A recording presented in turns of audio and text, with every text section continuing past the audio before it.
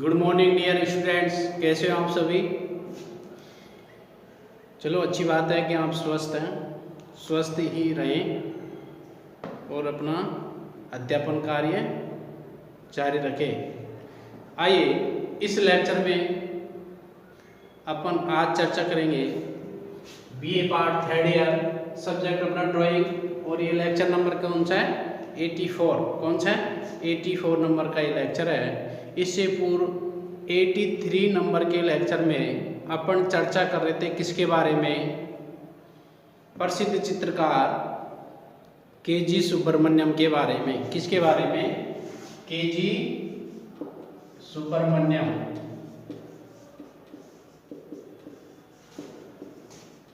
KG. Subramaniam के बारे में अपन चर्चा कर रहे थे और चर्चा की थी अपन ने। इनका पूरा नाम कालपति गणपति सुब्रमण्यम है और इनके जन्म के बारे में चर्चा हुई। उसके बाद में कला शिक्षा के ऊपर कि इन्होंने कौन कौन से स्थानों से यानी कौन कौन सी जगह या कॉलेजों से शिक्षा प्राप्त की थी। उसके बाद में इन्होंने कहाँ पर अध्यापन कार्य करवाया यानी कि अध्यापक के रूप में कहाँ पर नियुक्त हुए। उसके बाद में अपन ने चर्चा की इनकी कला यात्रा के बारे में। कला यात्रा में अपन ने पढ़ा था कि के.जी. सुब्रमण्यम ने बंगाल शैली के जो चित्रों की स्टाइल थी उसको अपनाया, अर्थात इसे बंगाल शैली के अग्रणी कलाकारों में माना जाता है। उसके साथ में जल रंगों के साथ साथ में इन्होंने तेल रंगों में भी कार्य किया था। और चर्चा ये हुई थी कि इन्होंने कैनवास के स्थान पर एक्रेलिक शीट और प्लास्टिक शीटों का भी प्रयोग किया था। उसके बाद में 1969 यानी 1969 ईस्वी में नई दिल्ली में गांधी दर्शन म्यूरल, एक बहुत बड़ा म्यूरल बन रहा था गांधी दर्शन, उसमें भी इन्होंने सहयोग किया था। और उसके बाद 1962 व 63 1962 1963 में लखनऊ स्थित रविंद्रालय में जो रविंद्रालय की भारी दीवार है उस दीवार पर एक विशाल और एक प्रसिद्ध म्यूरल बनाया जा रहा था। उस प्रसिद्ध म्यूरल जिसका नाम था किंग ऑफ डार्क चैम्बर। क्या नाम था? King of dark chamber. क्या नाम था? किंग ऑफ डार्क चैम्बर से वो म्यूरल बनाया जा रहा था। तो वो म्यूरल किसने तैयार किया? वो तैयार किया के.जी. सुब्रमण्यम ने। और ये जो म्यूरल है ये था 81 फीट लंबा था। कितना? इसकी जो लंबाई है ये कितनी थी? 81 फीट। कितनी थी? 81 फीट इसकी लंबाई थी। उसके बाद में 5 फीट ऊंचा था। ये लंबाई तो 81 फीट है और इसकी ऊंचाई कितनी थी? ऊंचाई थी इसकी 5 फीट। यानी कि ये जो म्यूरल है वो 81 बाई 5 फीट का था। 81 बाई 5 फीट का ये म्यूरल था।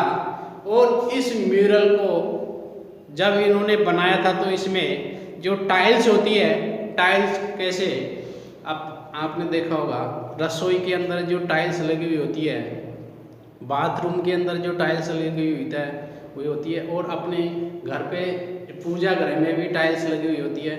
इस प्रकार से जो टाइल्स होती है, अब वो टाइल्स की साइज कितनी होती है? देखो अलग अलग प्रकार की टाइल्स होती है, जैसे कि 6 इंच की, 8 इंच की, 10 इंच की, इस प्रकार से ये टाइल्स होती है।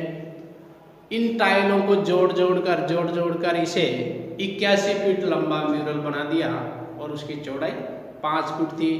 माना जाता है कि इस म्यूरल को जो 81 फीट था, इस म्यूरल को बनाने के लिए टोटल 13,000 टाइलों का उपयोग किया गया था। कितनी टाइलों का? 13,000 टाइलों का प्रयोग किया गया था।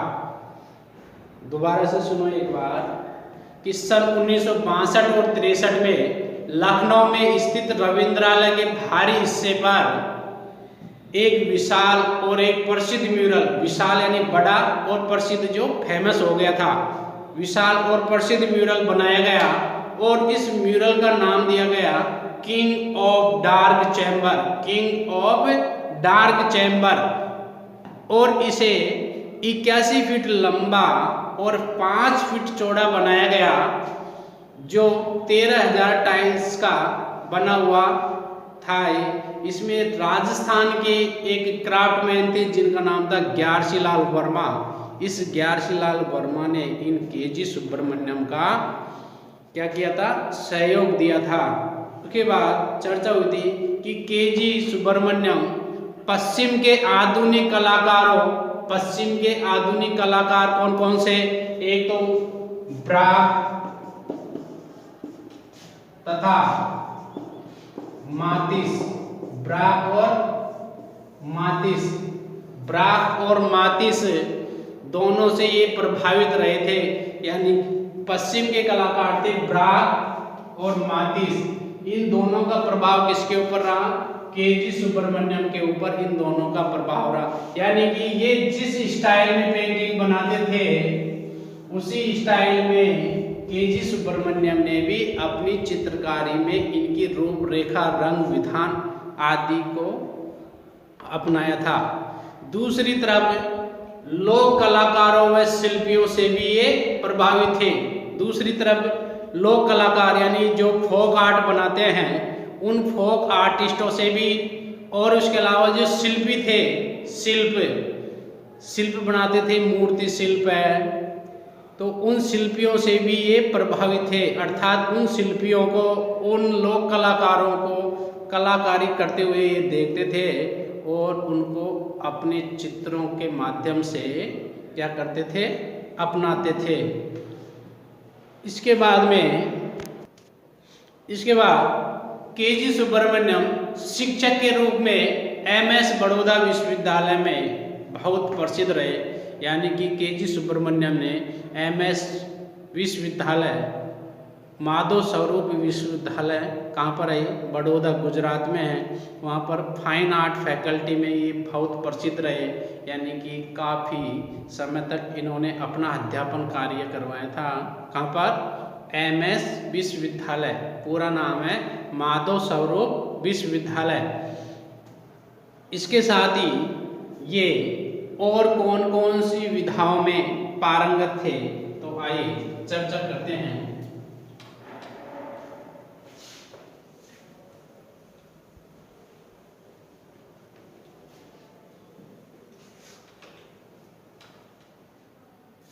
तो देखिए, ये चित्रकार तो थे, क्या थे, चित्रकार। तो ये चित्रकार के साथ साथ और क्या थे, ये चित्रकार के साथ साथ मूर्ति शिल्पी भी थे। यानी कि मूर्ति शिल्पकार भी थे, साथ साथ मूर्ति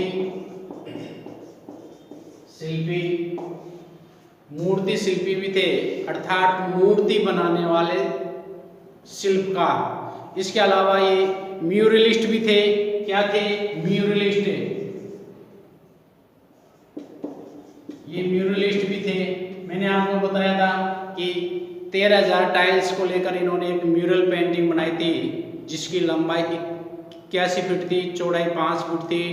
और ये कहाँ बनाई थी, ये बनाई थी रविंद्रालय की भारी भित्ति पर। और कब बनाई थी, 1962 व 1963 ईस्वी में। इसके अलावा केजी सुब्रमण्यम लेखक भी थे। क्या थे, लेखक भी थे और कवि भी थे। और क्या थे, और ये प्रिंट मेकर भी थे और कला चिंतक भी थे। प्रिंट मेकर, ये प्रिंट मेकर भी थे। और इसके अलावा और क्या थे, और कला चिंतक भी थे, कला चिंतक भी रहे हैं। एक बार दोबारा से सुनेंगे पूरी लाइन को। चर्चा कर रहे हैं अपन केजी सुब्रमण्यम के बारे में कि केजी सुब्रमण्यम किन किन विधाओं में पारंगत थे। अर्थात ये तो हमें मालूम चल गया कि ये चित्रकार थे, और चित्रकारी के अलावा और ये कौन कौन सी विधाओं में पारंगत थे, तो देखिए ये चित्रकार के साथ साथ में, अर्थात चित्रकार तो थे ही, चित्रकारी के साथ साथ में ये क्या करते थे, मूर्ति शिल्पी भी थे। क्या थे? मूर्ति शिल्पी, यानी कि जो व्यक्ति मूर्तियां बनाने में पारंगत हो तो वो क्या होता है, मूर्ति शिल्पी। तो ये मूर्ति शिल्पी भी थे, अर्थात ये मूर्तियां बनाने में भी पारंगत थे। उसके अलावा ये म्यूरलिस्ट भी थे। क्या थे? म्यूरलिस्ट, जो टाइल्स को चिपकाकर, यानी कि पहले टाइल्स के ऊपर स्केच करके, कलर करके उस टाइल्स को क्या करते थे, टेम्परेचर भट्टी में पकाया जाता था और उसके बाद में उन्हें वो फिक्सेशन हो जाता था, फिक्स हो जाते थे वो कलर, और उन्हें किसी भी भित्ति या दीवार पर उन्हें चिपका दिया जाता था। इस प्रकार से एक श्रृंखला बन जाती थी टाइल्स की, तो वो म्यूरल होता है। तो ये म्यूरलिस्ट भी थे। उसके अलावा ये लेखक भी थे, अर्थात ये चित्रों के बारे में लिखते भी थे, लेखक भी थे। ये स्वयं इन्होंने अपनी जीवनी भी लिखी थी। उसके अलावा ये कवि भी थे, अर्थात चित्रों के साथ साथ में और वातावरण के अनुसार ये क्या करते थे, कविताएं भी लिखते थे। अपने चित्रों के साथ में कविताएं भी लिखते थे, तो इस कारण से ये कवि भी हो गए। और ये प्रिंट मेकर भी थे, अर्थात इन्होंने छापा चित्रण पद्धति पर भी कार्य किया था। प्रिंट मेकर, छापा चित्रण, छापा चित्रण।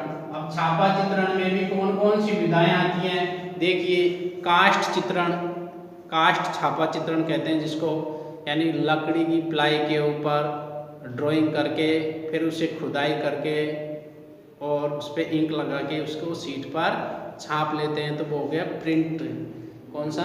कास्ट प्रिंट हो गया। उसके अलावा लिनो प्रिंट, जैसे कि लिनो प्रिंट कौन सा? लिनो प्रिंट, चलो मैं आपको ओरिजिनल में ही दिखा देता हूँ कि कौन कौन से होते हैं प्रिंट। तो देखिए ये कॉलेज का रूम नंबर 220 है और इसमें मैं आपको दिखा रहा हूँ प्रिंट के बारे में। आपको ये जो पेंटिंग दिख रही है सामने, ये है लिनो प्रिंट। कौन सा है? लिनो प्रिंट। तो आप आराम से इसे देख सकते हैं। ये लिनो प्रिंट है, यानी कि लकड़ी की जो प्लाई होती है उस प्लाई के ऊपर चित्र बनाकर उसे आवश्यकता अनुसार खोद कर फिर उसके बाद में इंक लगा देते हैं। इंक लगाने के बाद में उसे शीट पर क्या कर लेते हैं, शीट पर उसका प्रिंट ले लेते हैं। और उसके बाद आप देख रहे हैं ये है लिनो प्रिंट। कौन सा है? लिनो प्रिंट है। लिनो एक रबड़ शीट होती है, उस शीट पर चित्र बनाकर उसे आवश्यकता अनुसार निकाल कर और प्रिंट इंक लगाकर उसे पेपर पे क्या लेते हैं, उसका प्रिंट ले लेते हैं। तो ये दोनों क्या हो गए? वुड कट, लिनो कट और एचिंग प्रिंट। इसके अलावा आपको एक और वुड कट प्रिंट दिखाया जा रहा है, जो सामने आपको एक ये प्रिंट दिख रहा है पेंटिंग, ये है वुड कट प्रिंट। कौन सा है? वुड कट प्रिंट है। तो इसमें भी प्लाई के ऊपर चित्र बनाकर उसे उसका प्रिंट लिया गया है। इस प्रकार से ये कला प्रदर्शनी कॉलेज के रूम नंबर 220 में आयोजित है। इसके साथ ही आपको एक और चित्र दिखाया जा रहा है और वो है एचिंग का, अर्थात वो भी छापा चित्रण पद्धति पर बना हुआ है और जिसको कहते हैं एचिंग। अभी कल परसों कुछ विद्यार्थी पूछ भी रहे थे कि सर एचिंग छापा चित्रण क्या होता है। तो देखिए ये जो पेंटिंग बनी हुई है ये है एचिंग, यानी कि ये जिंक प्लेट होती है। इस जिंक प्लेट के ऊपर ये प्रोसेस होता है प्रिंट लेने का। तो आप आराम से इसे देख सकते हैं। ये जो पेंटिंग दिख रही है आपको, ये है जिंक प्रिंट। कौन सा? जिंग प्रिंट, जिसको एचिंग भी कहते हैं। एच का मतलब होता है काटना। क्या होता है? काटना। अर्थात इसमें जो भी लाइंस आपको दिख रही हैं ये सब पहले ड्राई पॉइंट से खुदाई की गई है, फिर इसे एसिड में डालकर इसे क्या किया गया है? एच किया गया है। एच मतलब काटा गया है। फिर उसके बाद इसमें इंक लगाया है। इंक लगाने के बाद में अपने हाथ के अंगूठे से इसे क्या किया है? इसे अंदर तक जाने के लिए प्रेशर लगाकर इसे साफ कपड़े से पोंछा गया है। जो इंक अंदर की तरफ चले जाती है उस इंक को प्रिंट लेने के लिए तैयार किया जाता है और फिर नमी युक्त कागज़ को क्या करते हैं? इस प्लेट के ऊपर रखकर इसके ऊपर प्रेशर लगाया जाता है और इसे रोलर मशीन से एक बार निकाला जाता है। तो पेपर के ऊपर प्रेशर होने के कारण ये पेपर जो खुदी हुई परतें थी उसकी, उसमें आराम से धंस जाता है और अंदर लगी हुई इंक को अपने साथ में बाहर ले आता है। इस कारण से ये प्रिंट लिया जा सकता है। एक प्रिंट तैयार होने के बाद में इसके हज़ारों प्रिंट निकाले जा सकते हैं। तो ये है जिंक एचिंग प्रिंट।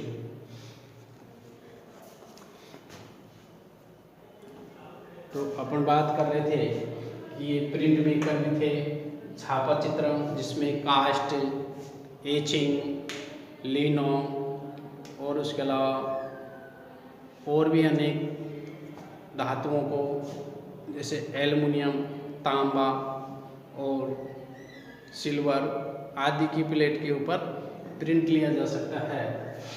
इसके साथ ये कला चिंतक भी थे, यानी कि कला के ऊपर तर्क वितर्क करना, कौन सी कला सही है, कौन सी श्रेष्ठ है, किस कला को आगे तक बढ़ाया जा सकता है, इस प्रकार के क्वेश्चन इनके माइंड में चलते रहते थे। तो दोबारा सुनो एक बार कि ये चित्रकार के साथ साथ में मूर्ति शिल्पी, म्यूरलिस्ट, लेखक, कवि, प्रिंट मेकर तथा कला चिंतक भी थे। कला चिंतक भी रहे हैं। अब चर्चा करते हैं अपन इनके प्रमुख चित्रों के बारे में कि इनके प्रमुख चित्र कौन कौन से हैं।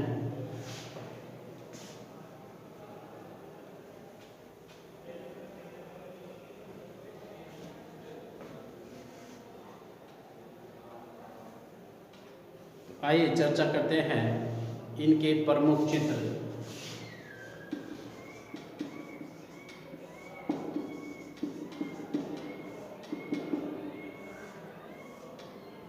प्रमुख चित्र तो देखिए के.जी. सुब्रमण्यम के प्रमुख चित्रों के बारे में अपन चर्चा कर रहे हैं। इन्होंने अपनी लाइफ में काफ़ी सारे चित्र बनाए, लेकिन जो मोस्टली हैं यानी मुख्य रूप से जो फेमस चित्र हैं उनके बारे में अपन चर्चा करेंगे।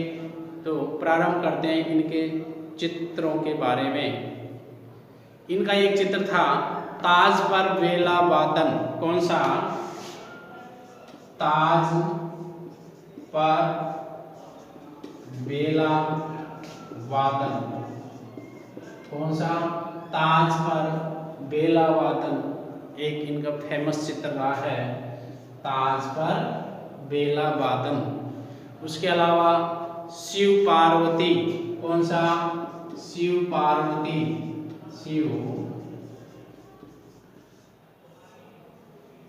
शिव पार्वती नामक चित्र भी इन्होंने बनाया था। उसके अलावा बनारस के घाट भी इन्होंने बनाए। बनारस नाम का चित्र भी इनका फेमस चित्र रहा है। उसके अलावा राधा रानी नामक भी चित्र भी बनाया। राधा रानी नामक चित्र भी इन्होंने अपनी लाइफ में बनाया। उसके अलावा और कौन से चित्र बनाए? शिकारी बनाया। कौन सा? शिकारी नामक चित्र भी इन्होंने बनाया। शिकारी के अलावा और कौन से चित्र बनाए? इन्होंने बनाया बच्ची जनती हुई महिला, यानी कि बच्चे को जन्म देती हुई महिला का चित्र भी बनाया। बच्ची चलती हुई महिला। समझ गए ना आप इस चित्र का? यानी कि बच्चे को जन्म देती हुई महिला, बच्चे को जन्म देती हुई महिला का चित्र भी इन्होंने बनाया था। बच्ची जनती हुई महिला का चित्र भी इन्होंने बनाया। उसके अलावा इन्होंने बेसिक यानी कि जो दैनिक दिनचर्या से संबंधित चित्र है उनको भी बनाया, जैसे कि बच्चे को दूध पिलाती हुई माँ का चित्र भी बनाया। दूध पिलाती हुई माँ, दूध पिलाती हुई माँ नामक चित्र भी इन्होंने बनाया। इसके अलावा बच्चे पालती हुई महिला को भी बनाया। बच्चे पालती हुई महिला, बच्चे पालती हुई महिला। तो इस प्रकार से बच्ची जनती हुई महिला यानी कि किसी भी बच्ची का जन्म होते हुए महिला को दिखाया। दूध पिलाती हुई महिला को दिखा दिया। बच्चे को पालती हुई महिला को दिखा दिया। इस प्रकार से इन्होंने काफ़ी सारे चित्र बनाए। इसके अलावा और इनके चित्र बागवानी करती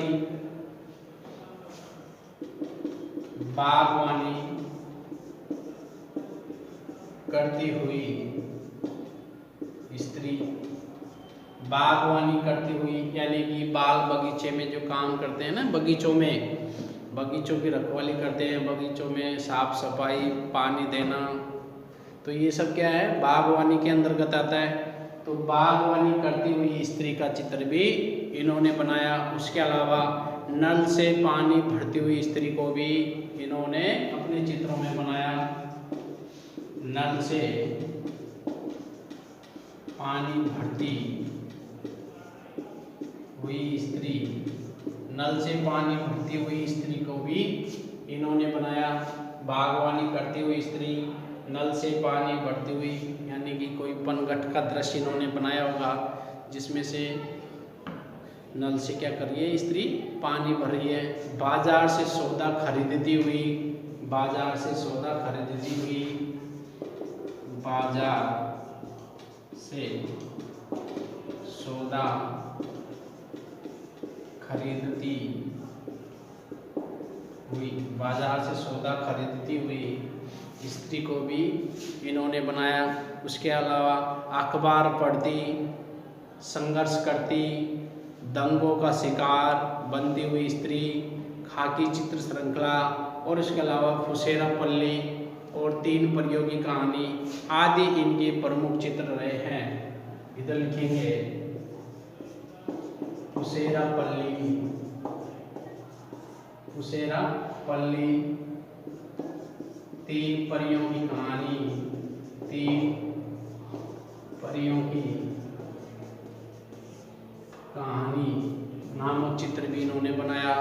खाकी चित्र श्रृंखला, कौन सी, खाकी चित्र श्रृंखला, खाकी चित्र श्रृंखला भी इन्होंने अपनी लाइफ में बनाया। इसके अलावा दंगों का शिकार बनती हुई स्त्री को बनाया। दंगों का शिकार बनती हुई स्त्री का चित्र भी इन्होंने अपनी लाइफ में बनाया। और कौन कौन से चित्र बनाए, संघर्ष करती हुई महिला का चित्र भी इन्होंने बनाया। कौन सा, संघर्ष करती हुई महिला, संघर्ष करती हुई स्त्री, यानी कि स्त्रियों से संबंधित अधिक चित्र इन्होंने बनाए थे। अखबार पढ़ती हुई, कौन सी, अखबार पढ़ती हुई महिला, अखबार पढ़ती हुई महिला। और भी इनके बहुत सारे चित्र हैं। तो देखिए एक बार वापिस से अपन इनके चित्रों के बारे में चर्चा करते हैं। के.जी. सुब्रमण्यम के प्रमुख चित्रों के बारे में अपन चर्चा कर रहे हैं। तो इनके प्रसिद्ध और प्रमुख चित्र कौन कौन से हैं? देखिए, ताज पर बेला वादन, ताज पर बेला वादन, शिव पार्वती, बनारस, राधा रानी, शिकारी, बच्ची जनती हुई महिला यानी बच्चे को जन्म देती हुई महिला, उसके अलावा दूध पिलाती हुई माँ, बच्चे पालती हुई महिला, अखबार पढ़ती हुई महिला, उसके अलावा संघर्ष करती हुई स्त्री यानी कि कोई स्त्री है वो अपनी लाइफ में कठिनाइयों का क्या कर रही है? संघर्ष कर रही है उनका। फुसेरा पल्ली, 3 परियों की कहानी यानी कि एक कहानी में इन्होंने 3 परियों को दर्शाया गया है, तो उससे संबंधित चित्र भी बना दिया। उसके अलावा खाकी चित्र श्रृंखला, कौन सी? खाकी चित्र श्रृंखला, दंगों का शिकार बनती हुई स्त्री यानी कि कभी कभी आपत्ति के समय स्त्रियों को भी कुछ कठिनाइयों का सामना करना पड़ता है, तो उस दृश्य को भी इन्होंने बनाया। दंगों का शिकार बनती हुई स्त्री, बागवानी करती हुई स्त्री, नल से पानी भरती हुई स्त्री और बाजार से सौदा खरीदती हुई स्त्री। इसके अलावा इन्होंने काफ़ी सारे रेखा चित्र भी बनाए और अन्य चित्र। तो आइए मैं आपको इस स्क्रीन के माध्यम से बता रहा हूँ कि इनके और कौन कौन से प्रसिद्ध चित्र रहे हैं। तो देखिए आप एक एक चित्र के बारे में।